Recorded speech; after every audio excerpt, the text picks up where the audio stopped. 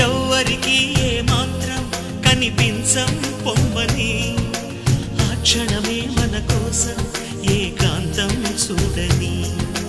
చిటికే వేసి పిలిచే ప్రేమ మనతో చేరగా మనలో చేరి కరిగే ప్రేమ